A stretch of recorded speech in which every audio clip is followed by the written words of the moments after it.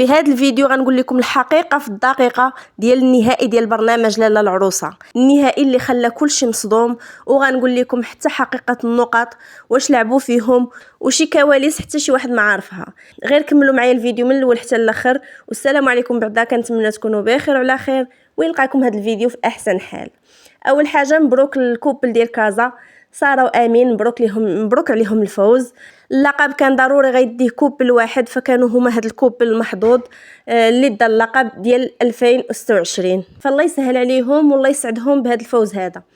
لكن الاشكال ماشي هنا، الاشكال والسؤال المطروح عند اغلب الناس هو كيفاش كوبل كازا اللي كان متعثر في البرايمات كاملين وكان كيجي ما قبل الاخير ربح، وكوبل المانيا وكوبل تاونات اللي كانوا يجيو هما الاولين وكيخدموا مزيان في المسابقات ما داوش اللقب. كاين الناس اللي كيقولوا واش لعبوا بالنقاط، واش فعلا البرنامج عنده ايد في هذا الشيء وبغى يربح كوبل كازا، علاش ما ربحش كوبل المانيا؟ واش حيت الجاليه الالمانيه ما كيربحوهمش كاع واخا كيشاركوا في البرنامج ما كيربحوهمش؟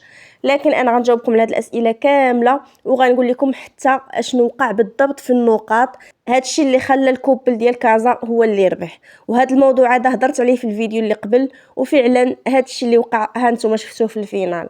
اول حاجه بالنسبه للناس اللي كيقولوا راه كوبل المانيا كان فايت كوبل كازا في النقاط، لا انا حسبت ليهم والبرنامج ماشي حمقين، ما يمكنش المانيا غتكون فايتاهم في النقاط ويجيو يقولوا الفائز هو كوبل كازا، هذه راه مستحيل، لان عارفين الناس غادي يحسبوا النقاط وما يمكنش، هذه شي حاجه مستبعده.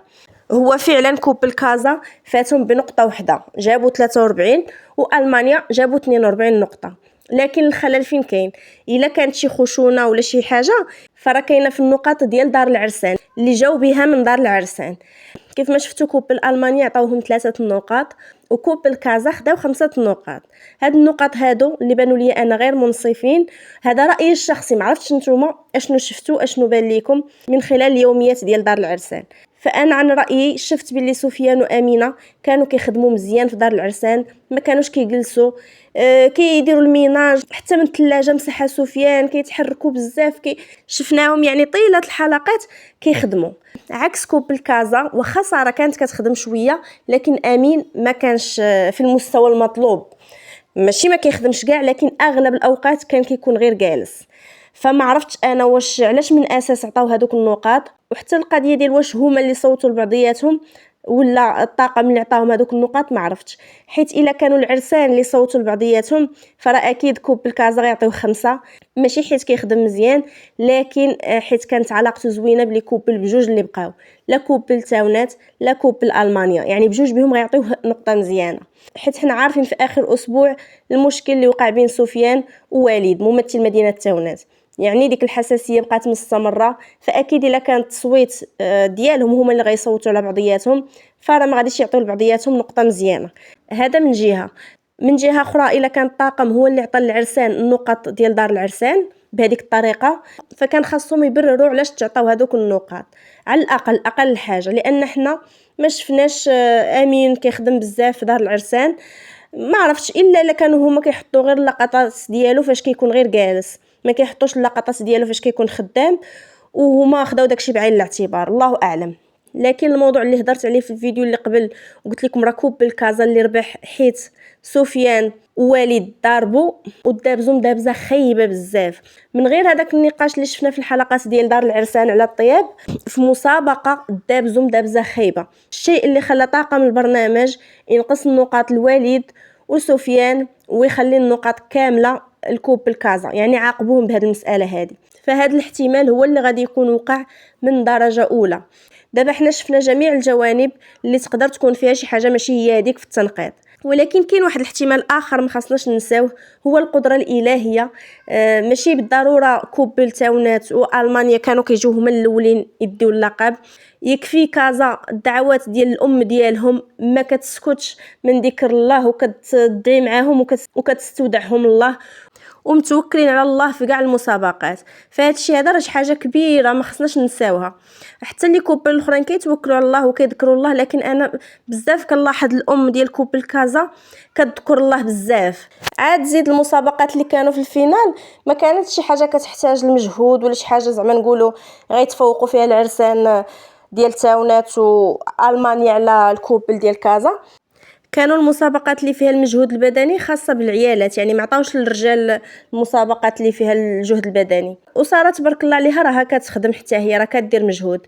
حنا عارفين امين مريض وداير عمليه، ما كيقدرش على المسابقات اللي فيها الجرا وفيها والمجهود البدني، لكن ساره راها قايمه بالواجب. بلا ما نساو الام ديالو اللي ربحاتهم شحال ديال النقاط ما شاء الله عليها، ديما كتجيب النقاط اكثر من الامهات الاخرين. عاد زيد في المسابقه ديال الدوبليكس جابوا 6 نقاط، في المسابقه ديال الطبيب 6 نقاط، المسابقه ديال الصوالح 6 نقاط. يعني راهم جابوا النقاط، ماشي ما جابوا والو كاع، ماشي حتى لهاديك الدرجه اللي تخلي الناس يقولوا باللي البرنامج تلاعب في النقاط باش يربح كوب الكازا وما يربحش كوب المانيا. زيادة على ذلك الناس اللي كيقولوا الجالية المغربية ما عمرهم داو لقب لاله العروسة في هاد 20 عام كاملة، كنظن داوها في 2016. الجالية المغربية المقيمة في إسبانيا على ما أظن، صحوا لي نتوما هاد المعلومة، في 2016 كانت دات هذيك نسرين وخليل ولا شي حاجة بحال هكا داك الكوب اللي تا هو تشهر ديك الوقيته. فما نظنش زعما داكشي كيدار عمدا انهم ما يديوهاش الجالية المغربية، والا ما كانش غادي يخليوهم يشاركوا من الاساس. واحد الموضوع اخر بغيت نهضر عليه هو الناس اللي كيقولوا كوب الالمانيا ما محتاجش، علاش غادي يجي يشارك يتزاحم مع ولاد الشعب. فاللي بغيت نقول لكم هو حتى شي واحد ما كره دار، خصوصا في هاد الوقيته، فراه عادي يجيو المنافسه باش يربحوا الدار. واخا سفيان كان كيقولها وكيعاودها، كيقول انا الهدف ديالي نشرف الجاليه المغربيه في اوروبا ونربح اللقب اللي ما عمر شي واحد زعما من الجاليه ربحوا. لكن حتى الربح المادي راه كان هدف من الاهداف ديالهم كاملين، لانهم العرسان عاد بادين الحياه، حتى شي واحد ما كره دار بصراحه. يمكن كتكون القيمه ديالها شي 40 مليون، فراه غتكون دار محترمه مزيانه. وكاينه واحد الفئه اخرى عاوتاني ديال الناس كيقول لك كوب الكازا ما كيستاهلش اللقب حيت ميسورين ماديا، يعني لاباس عليهم. الصراحه حنا راه كيف ما داروا معنا وحلا، راه اي واحد كان داها كنا غنخرجوا فيه شي حاجه وغنقولوا ما كيستاهلش اللقب.